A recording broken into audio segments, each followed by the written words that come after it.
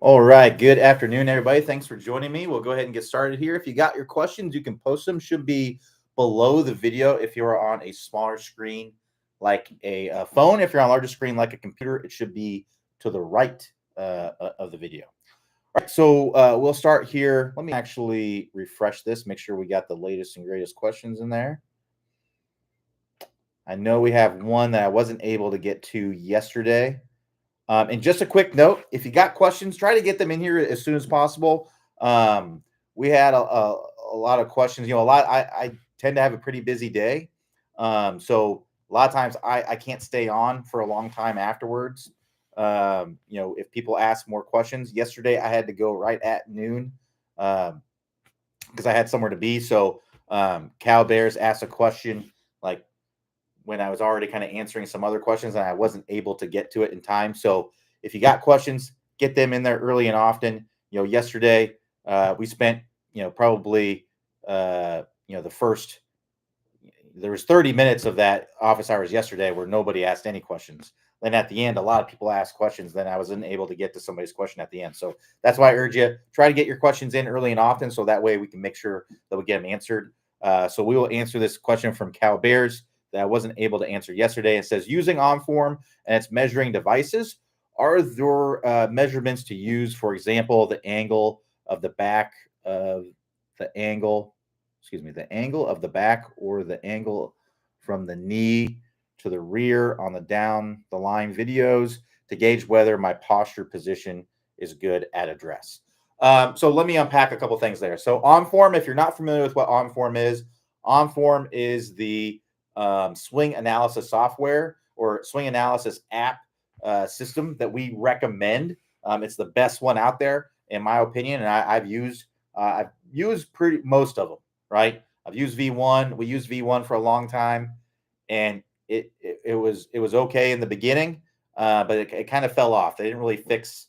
They weren't really good at fixing the problems. Not trying to throw V1 under the bus or anything, but basically it led to us kind of seeking out other options for the swing analysis software. So I've used several of them, tested a lot of them in our pursuit of finding the best one, and the best one that we found is OnForm. OnForm is also the analysis software that we use for the swing reviews for the online lessons. So if at any point you feel like you're going to do that, it might be a good idea to use OnForm to get acquainted with it. So that way you know how to use it and everything. It's a very user intuitive, easy app to use. So don't worry about that. I will say that if you sign up for the online lessons, you get free use of the app. It's unlimited free use of the app. If you are not signed up for lessons, you're trying to work with the app on your own. I believe you get a free trial for a little bit. But then I believe it's $4.99 a month, which isn't very much, but it's a cup of coffee or whatever. Most people are spending that, every morning and aren't thinking twice about it. So yeah, OnForm is the app that I would recommend. As far as your question, as far as like the angle and all that stuff, I have seen, you probably seeing the same thing. That's why you might be asking the questions. I have seen some instructors talk about how they draw a vertical line, perpendicular to the ground, and then they have that line being created, with your back line there, and they say it has to be in this certain range. To be honest with you, that's kind of BS. That's not really the case. You can go on. Well, first of all, there's many reasons why that is. One of them is that the overwhelming majority of us, or I should say the overwhelming majority of us, all of us are using different lengths clubs, right? So even Bryson, who has single length irons or whatever, his driver is not the same length as his sand wedge. So he has different length clubs, for sure. So because you have different length clubs, your posture is not going to be the same on every single club because some clubs are shorter, some clubs are longer. So let me kind of show you.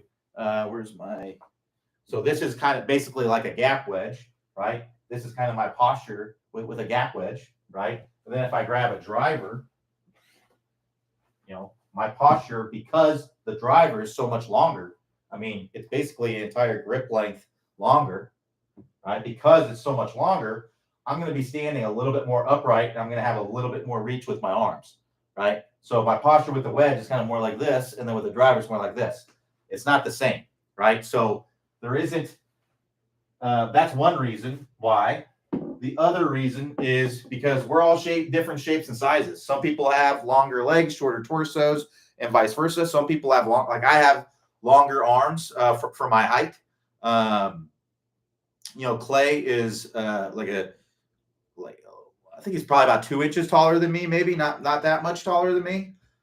He's like 6'1", I think. I'm basically 5'11", and my arms reach to the same height as him, right? So we did this jump test where we had to test our vertical jump, and I can reach to the same spot. So typically when you do a jump test, you'll reach on a wall, right? And then you'll try to jump and you'll touch the wall, and then somebody will make a mark where that's kind of like a poor man's jump test, but they'll make a mark kind of where the top of where you touched on the wall, and then you can measure what your vertical jump is. Well, when we did this test, me and Clay did the test together, I reached up to a certain point, and I reached up to the same point that Clay did. Well, Clay's taller than me.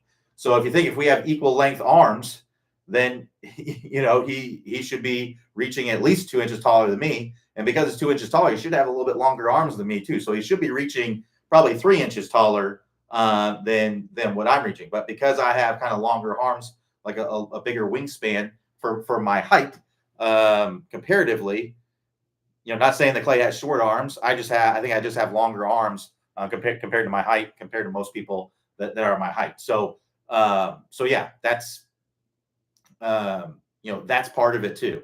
So your posture is going to change because of that. So I'll go over a way that you can kind of find to get into a good posture position. And it's not about finding a certain angle of my back angle or anything like that. It's just about getting into an address position where you can move athletically. And this is really just a generality. It's not a, you can set up this way. And if it feels like you can't really move athletically, then alter it a little bit to get to a place to where you can move athletically. That's really what the setup is, as far as like your posture at setup is. You just want to be in a place where you can move athletically. If we're really tense and curving our spine and stuff like that, it's going to be hard to move athletically. You're not going to be able to move athletically and loose. So first thing, relax your shoulders, relax your arms, relax your shoulders. I want you to feel like your arms are hanging from your shoulder sockets, like they're wet noodles. That's what I want you to feel like. All right. So now what you're going to do is just get a little bit of knee flex. It's not much. It really doesn't take much. If you feel more comfortable with a lot of knee flex, that's totally fine. You can have that. There are golfers that do that. Keegan Bradley, Ryder Cup captain, right? He has quite a bit of knee flex. Works pretty darn good for him. For a lot of people, that's probably not going to work. But you might be one of those people that's somewhat unique, and maybe you feel like you move more athletically with a little bit more knee flex.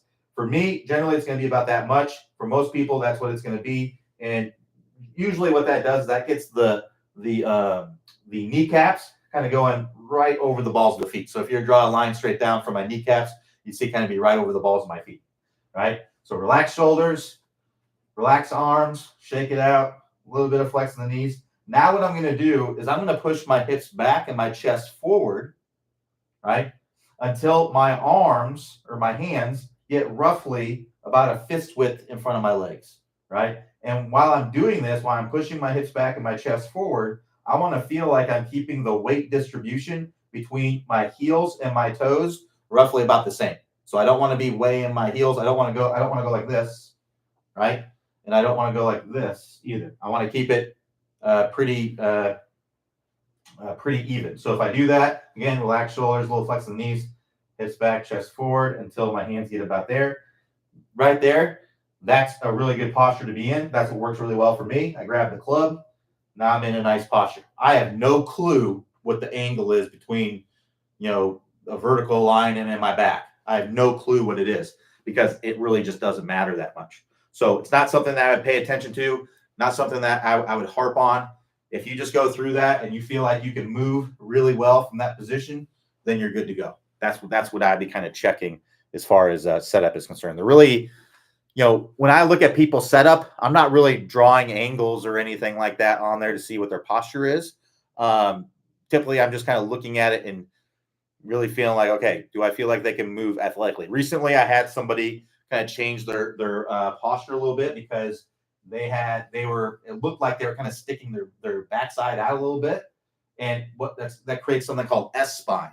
So it's like where your spine creates kind of a curvature like an S, and when your spine is like that, it's just hard to. It feels like you're in this kind of rock solid position, but you're just really stiff and your spine just isn't going to work very well when you do that. So what we want to do is we kind of want to relax those shoulders, relax the spine. We kind of want to have more of a flat back. And a lot of times people do that because they feel like it gives them a flat back because it feels like their back is flat. But what's actually happening is they're curving their spine. So to have a flat back, you can see there, I have a flat back, right? So and when I'm talking about flat, I'm talking up here. Your shoulders are going to be rounded, right? But your back down here is going to be fairly flat. If you find that right in this area that there's like a curve, now if you're really, really thin, that could be one thing. Or even if you're like kind of overweight and you have like some fat back there, you might see a curve. But if you're just kind of seeing that your spine is very curved right there, you want to kind of relax it a little bit. Basically, you want to be in a relaxed position. If you're in kind of like a relaxed spine position, and you kind of have a little bit of S-spine, that's totally fine. That's just kind of the way that you're built, right? That's totally fine. Just like some people have more rounded shoulders than others, right? Some people have, if you look at like Scott or Adam Scott, right? His shoulders aren't very rounded. That's just his posture. He's not trying to keep his back, like his shoulders like that. That's just his posture. Jack Nicklaus, much more rounded, right? That's just his posture. Tyrell Hatton, another good example. Tyrell Hatton has very rounded shoulders. If you look at him, it almost looks like it doesn't look like he's very comfortable. But I can tell you, he's probably very comfortable. That's just his posture, right?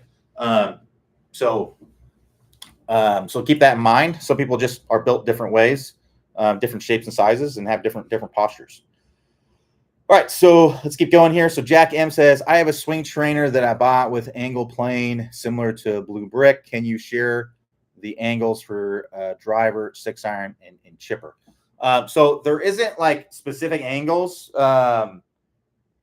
These angles are, I don't know exactly what they are. Really what it is, the angles that you want to put it at are the angles of your shallowing line.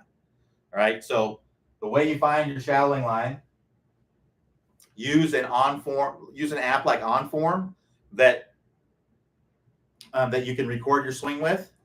Now, the shallowing line is only going to be accurate because that's really what this does. What the Blue Brick does is it basically puts it at that angle, right? Puts it very close to that angle. So if it's a little bit off compared to your shallowing line, because again, everybody has different shapes and sizes. If you're a little bit taller, it's probably going to be a little bit more upright. If you're very short, it's probably going to be a little bit flatter, right? If you're short and you have really long arms, it's probably going to be a little bit flatter, right? If you're tall and you have short arms, it's probably going to be much more upright, right? So it's those are all things to consider.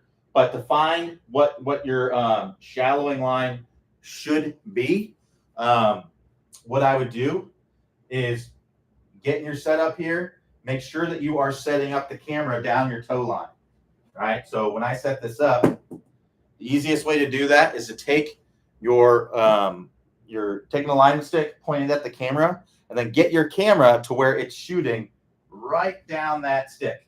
Easy way to make sure that stick on the ground, if the camera is lined up directly with it, it should be straight up and down vertical on the screen. That's how you'll know. Here's a way you can tell. You take the other alignment stick and you hold this straight up and down. If I hold this straight up and down, it's going to be vertical, right? So you can see that stick that's on the ground is not really vertical. It's kind of at an angle a little bit. So what I'm going to do is I'm just going to move this. I'm going to get this to settle down so it quits wandering back and forth. I'm going to move this until it gets pretty lined up with that. Now, it doesn't have to be exactly perfect, but that's pretty good right there. So now you can see how if I hold this straight up and down, I know that that's vertical. gravity is helping me out here. And now you can see now that stick, that alignment stick, the camera is lined up with it, right? I know that that camera is lined up straight up and down vertical with this, right? So now that I have that set up, the other things I want to make sure of is I want to make sure that that camera is at about hip level, right about this height. To get it at the right level, I highly recommend using like a tripod or something like that. There are lots of things out there that you can use to get the camera in the right position, but that's what I would recommend because it's the least expensive option and it works just fine. There are more expensive options out there if you want. Like iRange Sports makes some great stuff. You can check that out, but it's not necessary. You can just go to Amazon and you can buy a tripod, a cheap tripod that includes a mount that will hold your phone. Just search tripod with phone mount on Amazon, and you will find lots of options. Usually under $20.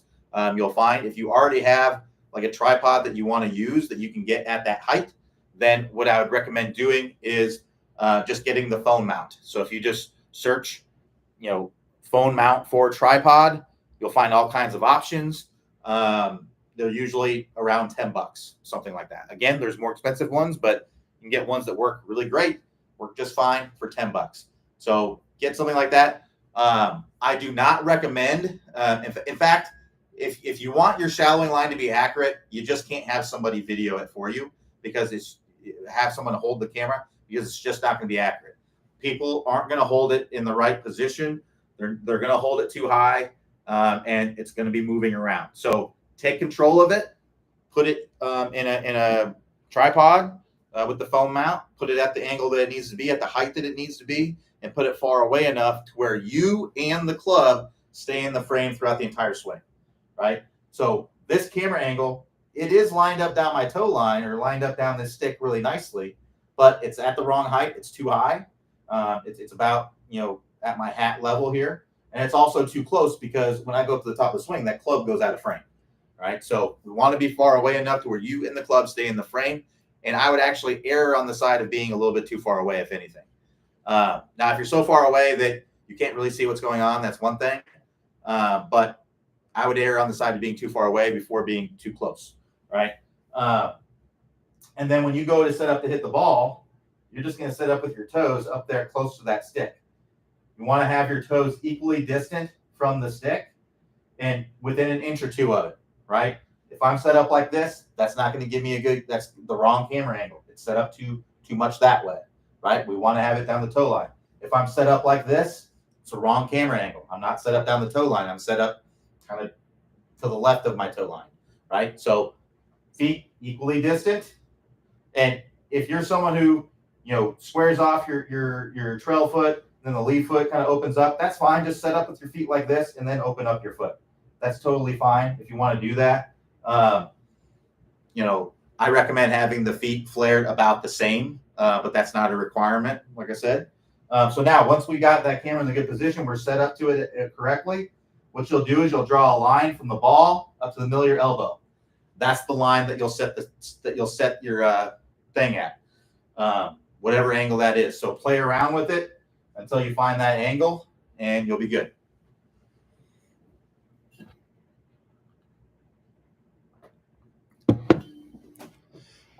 So Jack M says, what is the best practice we can do without access to being able to make a full swing inside?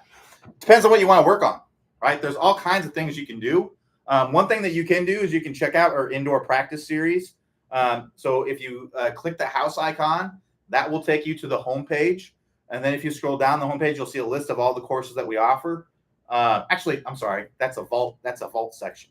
So you'll actually, I was thinking it was a course. It's actually a vault category that we did. I'm not sure why we did it that way, but that's the way we did this one. So if you go to the instruction tab, then you go to the vault categories, then you go to the indoor vault. I'm guessing Clay just planned on creating more videos for indoor practice, but once basically COVID ended, we didn't really have a need for them anymore. But that's what I'd recommend setting up. So you can go there, check out those videos. again, but it depends on what you want to work on. So if you want to work on technique, really it's just the top speed golf system. You can do the top speed golf system indoors. You don't have to be outside hitting balls. It also depends on the setup that you have, right? Not all indoor setups are the same. So there's lots of it depends. There's no cut and dry answer to this.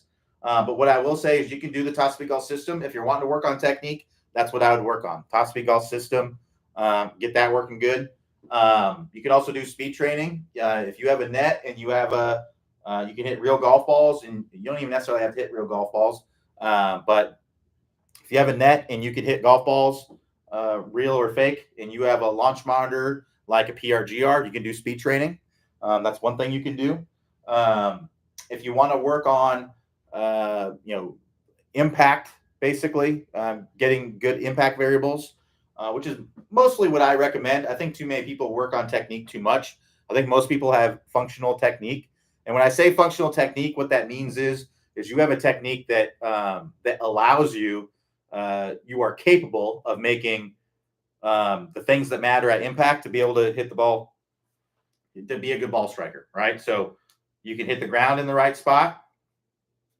You can you have the capability. I'm not saying you do it every time. I'm saying you are capable of hitting the ground in the right spot. You are capable of hitting the ball in the middle of the face. You are capable of squaring the club face, and you are capable of having a neutral path down to the ball. If you're not capable of those things, then technique is the reason why, right? But most people are in a situation where they're not chunking every single shot that they hit. They're not hitting every single shot. I would say the most common thing is people on every single shot are coming over the top. So if that's the case, what I would be practicing is the blue brick, getting the club shallowed out with the blue brick. That's what I would recommend. So again, you can do a shallowing drill. If you're not familiar with the blue brick, you can check out if you want more information. Click the resources tab. That will take you to the page that with all the training aids and stuff that we recommend. You'll find the link to the blue brick on there. You can find out more about it. If you have specific questions about the blue brick, I'll be happy to answer them here. But I'm not going to do a whole spiel on it. So basically, what you do, set up your blue brick, not blue brick, blue brick. Put it in the shallowing. Put the stick in the shallowing for the club that you're using, and then put the alignment stick. There's actually a hole that's right here on the side that you would put the alignment stick into. I don't have space because my wall's right here, so I'm just putting the alignment stick up against the side. Works the same. And then you just take the ball, put it about a club head inside of that stick. And now I'm just going to swing underneath this and get my path. I'm going to start out with shorter, slower swings, build up to longer, faster swings, get my club working underneath that. So if that is what's going on, that's a way that you can practice. But like I said, there's lots of ways that you can practice things. So if you're hitting off of a mat, which I assume if you're indoors, you probably aren't like bringing in a pallet of grass to hit off of like they are in that TGL league thing. So what I'd recommend doing on a mat is use masking tape. This is masking tape.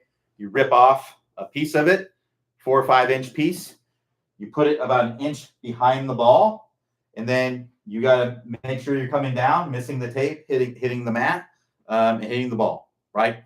So if you do that, that's going to translate to real to real grass, right? A lot of times people practice a lot on mats, and they actually chunk the ball every time on a mat, and then they feel like they're hitting it great, but the reality is that they're chunking it a lot, right? And then they go out to the course and they're chunking everything. It's like, what gives? Well, you've been chunking it this whole time, but you've been using a mat, so you kind of been none the wiser to it because the club doesn't dig into the mat. It just kind of glides on the mat, right? Well, if you put this tape here, it will give you some feedback on whether you're hitting the ground too much before the ball. I like to use inch thick masking tape or painter's tape. I like a low stick tape. I don't recommend like a duct tape or something like that because it's too sticky. The reason why I don't like that is because you can hit the tape and again, be none the wiser to it because it's so stuck onto your mat. I like a low stick tape. So that way, when you hit the tape, it comes off and it comes off on your club. So I'll kind of show you here. So, and the other reason why I like inch thick tape is because you put the ball an inch in front of the tape. So if I have inch thick tape, I just know, hey, I'm just going to put the tape width in front of the tape. So again, I'll put this here. So again, I'm not really gonna push that down a ton to really get it. I'm just gonna put it there so that way it's just kind of sticking on there. And then you would put the ball. I don't know if you can see that. You see it's about a tape width in front. And then I know if I come down and if I miss the tape and hit the ball and I hit the mat, I know that that would have translated to a nice divot out on the course. So I'll kind of show you if I set up to this and I come in and I chunk it, look what happens. It's very obvious. It kind of stuck to the club a little bit. It's very obvious that I hit behind it. If I were really stick that down, it wouldn't really be that obvious. I want something that is blatantly obvious. The other cool thing about this is that now I got to put down another piece of tape. If I do that a few times in a row, I bet you that fourth or fifth time, I'm going to try a lot harder to miss that tape because it's getting to be a pain in the butt to put that tape down. So that's what I like. I like the tape. That helps you to train good ground contact. Get yourself some foot powder spray. I mean, this is basically a requirement for most golfers, especially recreational golfers. Foot powder spray, the one that we recommend, this one right here, it's called Dr. Scholl's Odor X. You can get this at about any pharmacy. All you do, you just spray it, a little film on the club face. Then when you hit the ball, it tells you exactly where you're hitting it on the face, right? And then you can do all kinds of drills with that. Hit it off at different parts of the face, hit it high on the face, low on the face, move around where you're hitting the contact on the face. That helps you to get a better overall feel and awareness for where the face is and helps you to control it a lot better. So that's one thing you can do. There's another spray that's called Strike Spray. It's basically the same thing. It's just got, they just made it for golf basically. You can get it on Amazon. You might be able to find it in some golf stores, but you can get it on Amazon. I think you have to buy 3 cans if you buy it on Amazon. It's like $20. That's like $4 or $5. I think I got that at Walmart. I think it was like $4 or $5. So might be a little bit more cost effective to do the Dr. Scholl's. It looks like the Strike Spray is a bigger can. I've never bought any. I've used it at the office. It works great. Don't have any issue with the way it works or anything. It works fantastically. It's just, you have to buy more, which isn't necessarily a bad thing if you plan on using it all. There's another one that I like that's called the dot method, which I recommend if you're hitting range balls outside, especially if you're hitting irons. I think it's the best way to hit for irons outside. Indoor into a net, it's good too. If you have like a simulator and you're hitting into an impact screen, it's like a white impact screen that you're having it image projected on. Maybe you're trying to play simulated golf. I don't recommend this dot method that I'm about to show you because it requires marking the ball, and then when you mark the ball, that ball hits the screen. Well, that mark might also leave a mark on your screen, and you do that a few hundred times, you might end up with kind of like an ink blot, on your screen, and you don't want that. You're gonna get enough crap on there anyway from a ball being dirty and hitting it so many times. Make sure you keep those balls clean if you want to keep your screen clean. So the dot method, the way that works, take a dry erase washable marker, take a ball, fill up a dimple on the ball with some ink, and then position that dot to where it will rub off on the face when you hit it. So basically it'd be on the side of the ball opposite of the target, facing the club face, and then when you strike it, you'll see the dot rub off on the face. So what I recommend as far as a marker would be like a black Expo dry erase marker with a bullet tip. Blue works fine. Really, any of the colors work fine. The darker, the better typically. So that's why I recommend black or blue. Red and green are fine too. It just might be a little bit harder to use. These are neon. I wouldn't recommend these. It's just harder to see on the club face. So the reason why I recommend dry erase or washable is because you'll see that dot on there, and then you can just kind of take it and kind of rub it off, or a damp cloth, wipe it off very easily. Just make sure that it's dry, so that way the next dot can get on there pretty easily. And And also, you can hit a bunch of shots. So I can hit like 5 shots and kind of see the dispersion of those shots, right? And where all the dots are. Just try to set up the dot the same way every single time. Make sure that it's straight back away from the target. So I like that, especially for irons, because a lot of times, you'll hit the ball, and then, if it's a wet mat, that moisture will get on the face, and it may wipe off all of the foot powder spray that you had on there, and you won't even be able to see the strike. Or if you take a divot, it may wipe it off if you're on real turf. I found that moisture, once that dot is on there, a little bit of moisture or a divot doesn't wipe it off. You'll still be able to see it in my experience. So that's why I recommend that. Dot method doesn't really work great with drivers. I recommend foot powder spray with drivers.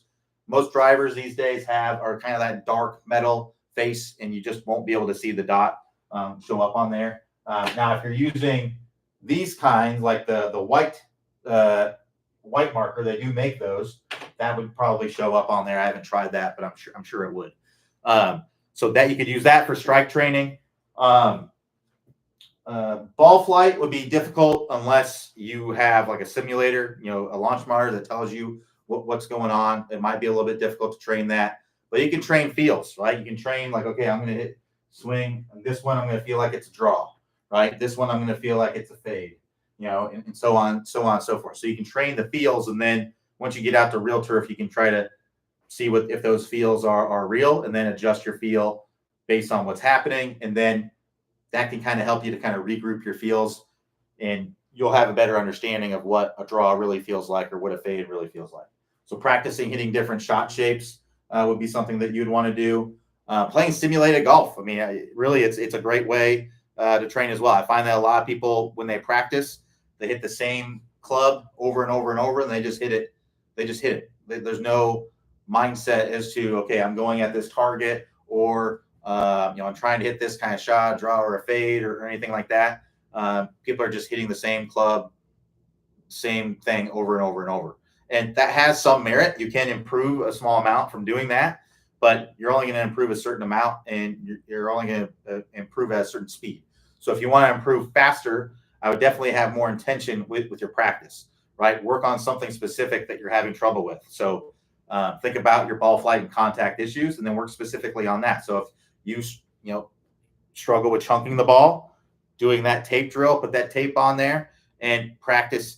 You can practice. There's all kinds of things you can do with that. So if you put the tape down, you could practice hitting in front of the tape from different ball positions. So you can put the ball way back in your stance, try to hit in front of the tape, put the ball way forward in your stance. You'll get a feel for how you have to move a little bit differently to hit the ball at a different place in your stance, right? Another one that you can do is kind of feeling like a different depth of divot. So you come down, you miss the tape, and maybe on one, you try to just kind of come in and just lightly, see how I just kind of barely touch the carpet there. So that would translate to kind of picking the ball off the turf. I'm just kind of barely roughing the grass as I'm coming through there. Then I can do another one where this one I want to feel like I'm getting a little bit more of a divot, like that dollar bill kind of divot. So I may come in, I take a little bit, I feel like this is going to be based on feel a little bit, but you want to get the feel difference. So get one where you just kind of barely hit the mat, get one where you get a nice little firm brushing of the mat, and then you do one where it's like a deeper divot where you're feeling like you're getting into the mat a lot more. You really almost feel like that club bounces off of that mat, as you're coming through there. So that'd be like a shallow, normal, and deep divot kind of drill where you're hitting in front of the tape on all of them. With all these drills, I would use a win, pass, lose, stay principle. So what that means is you have a task that you're trying to achieve, right? And if you are successful with that task, meaning that you win, then you pass and you go on to the next task. If you're unsuccessful, meaning that you lose, let's say you're doing that deep divot drill or the divot drill. Obviously, you're not taking real divots. You're just basing it on the feel of the mat when you're hitting it. But when you're doing that drill, let's say you hit the tape. That'd be unsuccessful. Let's say you're doing the shallow divot and you really feel like you're kind of hitting it too firm, right? That'd be unsuccessful. And when you're doing stuff based on feel, make sure that it's obvious. Don't give it to yourself. Make sure that it's obvious. If you're kind of thinking like, I'm not sure if that was, I'm not sure if that would have been a good divot or not. Do it over, right?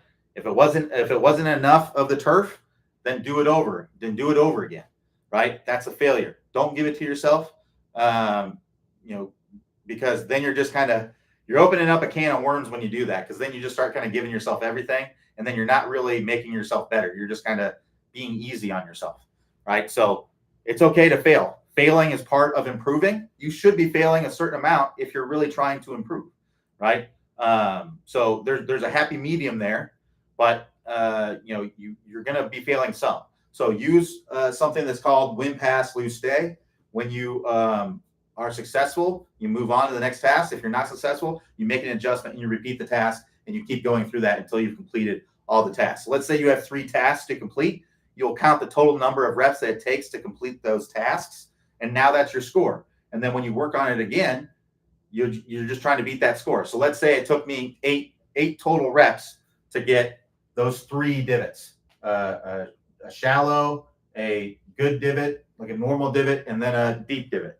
Let's say that it took me 8 reps to get there. Well, that's my score. I'm trying to beat that. So if I work on it some more and I get to where I can do it, I get 6, I know that I'm improving. Once I get to where I'm like 3 out of 3 with it, I got to try to make it a little bit more difficult somehow. That's how we get better. We have to make things more difficult. That's why I'm talking about failing. If you just do things that are easy all the time, you're not going to improve that much, right? You're going to generally plateau. You're going to improve a certain amount, but you're going to tend to kind of plateau a little bit. So it's almost like, lifting weights and then just lifting weight that's just super easy and it's just no problem. You barely break a sweat. Well, you're not really going to get much stronger, right? You're not going to get stronger until you progressively put more weight and it's more difficult. You want to get to where you're failing and get really good at that to where you're not failing anymore, and then you make it more difficult, right? So it's just a constant cycle of getting better, make it more difficult. Now it's difficult again. Now I got to try to beat this. It's just working up level after level after level. Right. So that's kind of how you want to set up a lot of the drills. If you want to learn kind of how to set up great drills for yourself, like the things that I talked about here, then I'd highly recommend checking out our ball striking masterclass. That's really what that course is all about, is doing drills like that.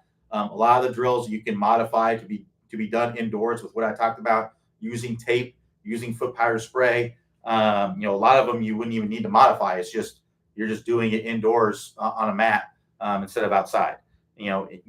Indoors on a mat into a net or something like that. So those would be the things I'd be thinking about. And you could also mix in, do maybe Monday, Wednesday, Friday, you work on, the kind of drills I just talked about, and maybe Tuesday, Thursday, you work on technique. Maybe you work on the Toss-We-Golf system, right? So that's a way you could do it as well. All right, let's keep going here. So Charlie says, "Hey Q, I know you prefer a closed face for pitching, chipping. Hold on. I know that you prefer a closed face for pitching, chipping. Okay, I'm a little bit confused by that. But are there any benefits to using an open face in some circumstances?" I'm confused as to why you would say I would prefer a closed face for pitching and chipping. I prefer a closed or a square face, I guess. Generally, I want the ball to go in the direction of the target, so I want it to be square to the target. Generally, if anything, it would actually be open to the target, maybe a little bit close to the path. Excuse me. I like for like pitch shots. I like to kind of draw the ball a little bit. It's not going to draw much because it's a short shot with a wedge. But I like to kind of feel like it's drawing a little bit. I feel like I have a little bit more control of it. It's a little bit lower. But yeah, if you want to hit the ball higher, right, opening up the face can be beneficial. I think opening up the face is something you need to do. Sorry, I meant square. So when you open up. When I say open up the face, we still want to hit it in the direction of the target. So I just don't want to set up here, open up the face. If I just open up the face, the ball's going to go to the right. So I have to open up the face and then either do a combination of lowering my handle to get that face back to square, or aiming the face still toward the target. I just added loft to it, right? So I kind of filleted the face or laid the face down flat, a little bit more flat to add loft. So if I was in a situation where I needed to get some more height, absolutely, I would open up the face a little bit. Where I need to get a little bit more height, I definitely do that. But generally, I like the face to be square in the direction of the target. Like I said, I like to maybe draw the pitch shots a little bit, but that's about it. So Jack M says, do you have some games routines to properly putt with the putting mat like yours? I'm just going to be honest with you. I don't like this thing. I don't think that this is really that great for practicing putting. It's better than nothing. I will say that this was a gift that I got, and I just put it in here because this is my office, and every now and then I can roll some putts on it. But there's not really great drills that you can really do with it, to be honest. I recommend it because it's not really long enough to do much drills with it, and it doesn't. As you can see, it's very wavy. It's just I don't know. I don't really like it, to be honest with you. Um, Putting drills that you can do indoors, and you don't need to have anything you don't need to have this. Literally, just putt on carpet. And have something like this that's just like a hole or whatever. Or even better, what I actually like more are just like, and you don't even have to buy these. You can just take a piece of paper and cut out something that's the size of the cup and just roll it over the cup. The reason why I like those is that, if a ball goes into this thing here and it captures it, right? Then you don't really know how far by the hole it would have rolled, right? And that's part of speed control, right? So if you have the little circle there and it rolls over the circle, it'll slow it down a very small amount, but you'll at least have a really good idea about how far the ball would have rolled by the hole, right? So you can do some good, training and stuff like that. So if you want to check out putting drills, I don't have any specific putting drills for this because I don't really like it. You may want to go to their website, Perfect Putting Mat or whatever it is, and you might be able to find some drills on there. But to be honest with you, I'm just not that big of a fan of it. I really don't use it that much. To be honest with you, I use this a lot more than anything, and I just putt toward that. This is more just decoration. In fact, I thought about throwing it away not too long ago, or giving it to a friend of mine because I just don't use it. So not a fan of it. Not something that I really recommend. Putting indoors is tough. It's just not the same as outside. It's better to putt on your carpet than to do nothing, but I'm just not a huge fan of it. So any drills that you do, it's going to be about line, speed, read, and mentality. Mentality is something you kind of have to train on the course. So that's kind of like how you react to missed putts. The best putters in the world all think they're going to make every single putt and understand that they're not going to make every single putt, but they still have the mentality. They putt every ball like they're going to make it, right? And then also part of mentality is understanding the mindset that you want to have for a certain putt. So I find that a lot of times people are too aggressive on lag putts. If you're outside of 20 feet, really what you're trying to do is you're just trying to get that in a 3-foot circle around the hole. A lot of people say a 3, you miss all the 100% of the putts that you leave short, which is accurate. That is factual, right? But you're not necessarily trying to make all 20-foot putts, right? So you want to have this mindset that, sure, I'm trying to make it, but I'm trying to die it in the hole, right? So if you have the mindset that you're trying to die those in the hole, if you leave a putt 2 feet short, that's a great putt because you are almost guaranteed to 2-putt that, right? Now, if you have the mindset that, hey, I'm never ever going to leave a putt short, and you have a 20-footer, well, your dispersion becomes at the hole to probably 6 feet or so by the hole. Well, those 6 feet or so by the hole putts, you're going to 3-putt some of those. You're going to 3-putt a good amount of those, probably. So if we have the mindset that, hey, I'm trying to putt it at the distance of the hole, well, then you're going to end up, or I'm going to try a diet in the hole. Then you're going to end up with a dispersion that's a little bit short of the hole and a little bit long of the hole. And you're going to 2-putt most of those. And you're also going to make some of those. You're going to make some of those. You're going to 1-putt some of those as well. You're probably going to 1-putt just as many as you would if you had the idea that I'm just going to make sure that I don't ever leave it short, right? So, like I said, if you have that mindset, you're never going to leave it short. So that's kind of the mentality of it. That's something you got to have to kind of train on the course. Green reading, again, that's not really something you can do inside. Unless, I don't know if anybody's watched the TGL stuff. I've watched some of it, but like TGL, they have those green, and the tour players have a hard time reading it because it's not real. It's artificial. So, they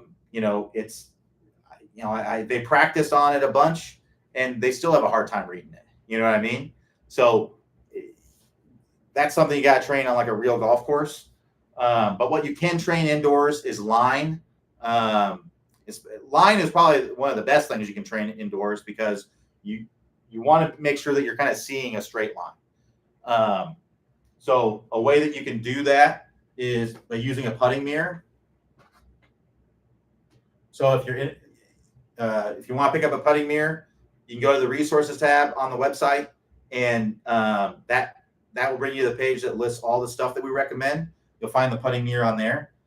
Basically, it's just a mirror that you lay on the ground. It's got a little slot. It's got some lines on it. But basically what I would do is I would get your putter, and I would try to line up. I would have about a 10-foot putt that is straight. If you're putting indoors, it's going to be relatively straight. And then what I'm going to do is I'm going to line this up to where I feel like this is lined up with the hole. And now once I feel like I have it lined up with the hole, I'm going to get behind it and see how I did. I'm going to use this. I'm going to kind of line it up and see how I did. Now, what you may find is that this is lined up right or left of the hole. So what that means is that you're not really seeing a straight line. Your line that you're seeing is a little bit off. Now, if you are seeing a straight line, great, you're good. You don't have to kind of mess with it. I would just kind of make sure that where your eyes are over the ball, that's where you want to see straight, right?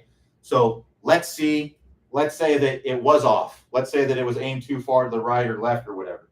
So then what I would do is I just move this plate around, this putting mirror. I'd move it around until it is perfectly lined up with the hole. Then you get over it and find where your eyes need to be over that, in the orientation that your eyes need to be in for that to look like it's moving straight at. So that might mean your eyes need to be a little bit farther away from you. That might mean that you need to stand closer to the ball. Whatever it means, you need to find where your eyes need to be to see straight. You might find what's also good with this is a lot of people, they might have their eyes kind of like this or that. Well, that's going to make you kind of see weird typically. So you usually want to have your eyes pretty parallel with the. So if you're drawing a line kind of through your eyes like this, right? So what I mean, like this, right? You had a line kind of going that way, connecting the eye. You'd want your eyes to be basically parallel with your target line, right? So finding where that needs to be and then getting used to putting from that position. So once you find out that you're seeing the right line and you're lining up correctly, now are you putting it on the line? So now that I know that this is lined up and I'm seeing the line, now I might hit some putts to see, okay, I know this is a dead straight putt because there shouldn't be any break. I'm indoors. It should be a flat floor here. And you'd see, okay, am I hitting it right or am I hitting left? Am I hitting it straight? So it'd be work on getting that to work straight. So that's where this can come in handy. The problem I have with this is there's so many lines on it, and all the lines kind of lead to it. And because it's kind of cheaply made and it's all the lines on here are kind of wavy and everything, it kind of it's not even doing that very well. So yeah, I'm not a huge fan of it. I thought it was cool when I got it, but after I used it a little bit, it's like not my favorite way to train putting. But you can train line a little bit with it. Speed you can do a little bit. So a general drill that you could do is you could have put a ball at 3 feet, 4 feet, 5, put a ball at every position. And you could say, okay, I got to make all of them in a row, which should be pretty easy because it's just telling you what the line is, right? So I want something, a lot of times you get a little bit too comfortable putting on something like this because, again, the lines are on here.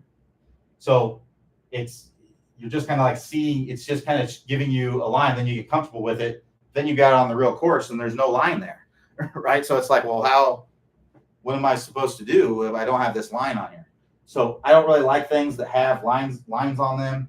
I don't really like putting on putting mats because let's say that there weren't all these lines on here and it was just green. Well, I still have this line and this line. I still have like a line that I'm hitting through, right? So not a huge fan of putting mats, just to be honest. But like I said, it's better than doing nothing. This is also something that I like putting for indoors. So this is just something that I got from Home Depot, I think. It is a just flat bar, 1/8 inch thick, 4 to 8 inches long. If you have like a yardstick, it would work fine. 1.5 inches wide. There are training aids that you can buy, but this was like, I don't know how much this was, $5 probably. You put this down, and then you can work on getting that ball to roll on the right line.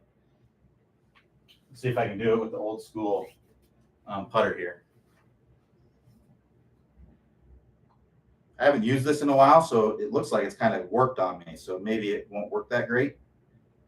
But if you keep it flat on your floor, it'll work fine.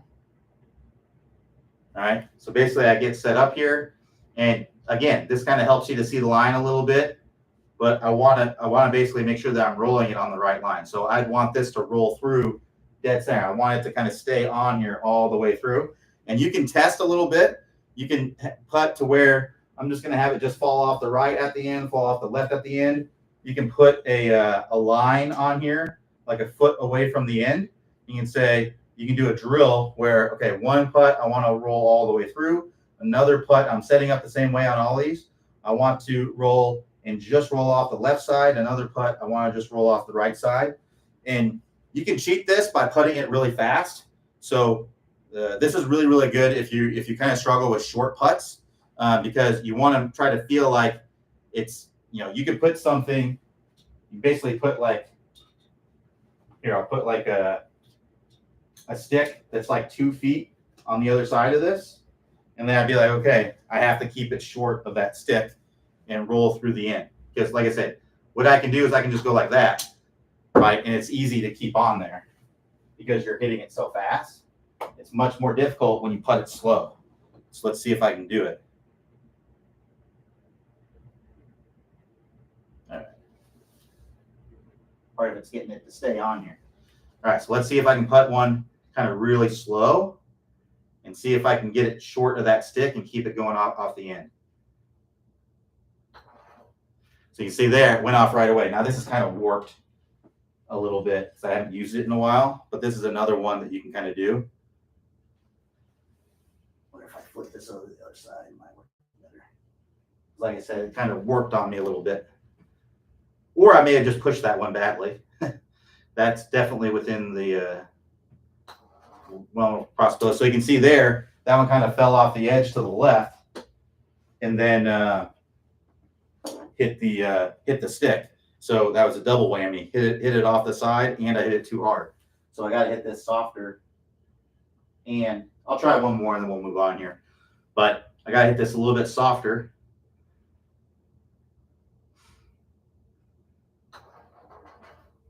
That was pretty decent there. It barely fell off about right there, and it stayed short of it. So I just kind of keep working on it until I can get it to stay on there all the way. Like I said, this is a little bit warped because I've had it in this bag sitting upright instead of laying on the ground. So it's probably just need to make sure I lay that on the ground. So those are definitely some drills you can do. There's more putting drills if you want to check them out. Go to the Top Speed Golf putting system.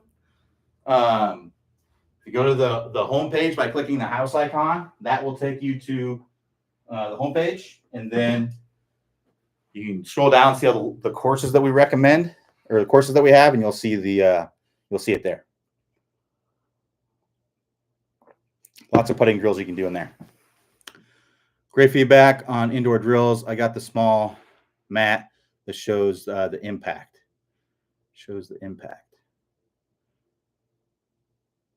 I'm not sure what that means. Shows the impact. Got one as a gift. I'll try the task, win pass, approach. I'm at level 1, play to avoid 3 putts. Yeah. Like the one on your floor. Okay, cool. Yeah. Yeah, like I said, it's not my favorite tool. Like I said, there really aren't too many good putting mats just because of what their lines and something they would represent. I mean, the best thing you can do indoors is probably what's at the TGL, right? That's probably the best thing they can do, but even then it's got flaws too. So really, putting really just needs to be, a lot of training you can do indoors for golf, full swing stuff. A lot of it you can do, modifications, you can use the tape in launch monitors, and a lot of times you don't even need that, right? You can improve quite a bit, setting up swing stations, using the blue brick, all kinds of things you can do, indoor full swing stuff. But putting, like I said, it can be a little bit tough. Another drill that I like to do for speed control. So one could be this, right? But again, for speed control, I'm not huge because it has that big ramp at the end, and it's like it doesn't really. You have to hit it kind of hard to get it up that ramp, so it doesn't really translate that well. But a drill that I like to do, whether I'm on a mat or indoors or outdoors or whatever, is the ladder drill. And this is actually in the Tosby Golf putting system. Very simple drill. Basically, what I would have is I'd put a ball however far away you can get it when you're indoors. So I'd have a ball there, and then I'm going to putt from the same spot every time. So you can take like your putting mirror, or you could have you can hit in your putting mirror and just hit from the same spot every time. But basically what I would do is I'm just going to putt, and I want to putt this ball. I'm not worried about direction or anything. I just want to putt it in the general direction of this ball. But I want it to get as close to the ball as I possibly can without going past it. That would be kind of the goal. And I want to see how many of those putts I can do. So I'll try to putt this one. So failed right off the bat. So I got 0 on that round. Right. So I would try to say, okay, I'm, whatever this is, like 6-7 feet away. So for a 6-7 foot putt. So that was pretty solid there. So now what I'm going to do, that's 1 rep. I'm going to take this ball that I was putting toward. Now that's the ball that I'm putting toward, the one I just putted. I'm putting from the same spot. I'm going to do the same thing. And I just keep doing this. Again, pretty solid there. Left that about 6 inches or so short. Bring this one back. Now I've got 2 reps. And again, just trying to see how many balls I can fit in there. Ooh, that was a pretty good one there. Left that one about 1 inch short. All right, try this again. Now I'm at 3 reps. I could have done better there. I was a little worried about. I was a little too aggressive on the last one. All right, so now I'm at 4 reps. It still counts as a rep. It's just I've left. Now I'm losing some of that space that I had. Ooh, okay, that's failure. So I got 4 on that one. That's my score. Now I can put the ball back at that 6-7 feet, and I can start over again and see if I can beat that score. So this is a great drill for training your speed, the speed of your putts. It's even better if you can get outside on a real green and do it from like 20-30 feet, right? And see how many you can get, and just keep a log. Like, okay, I did 20 feet, or I did 7 paces, and I put a tee down where I start every time, and then just putt up to it and see what your best score can be. Fun little drill you can do. All right, we're just out of time now. Got one. Great ideas. Some good stuff. Like the one on your floor. the impact mat. Awesome. All right, so we'll go ahead and wrap it up right there. Thanks everybody for joining me. We'll be back here tomorrow, Friday, 11 a.m. Eastern time. Everybody have a great rest of your day, and I will talk to you next time.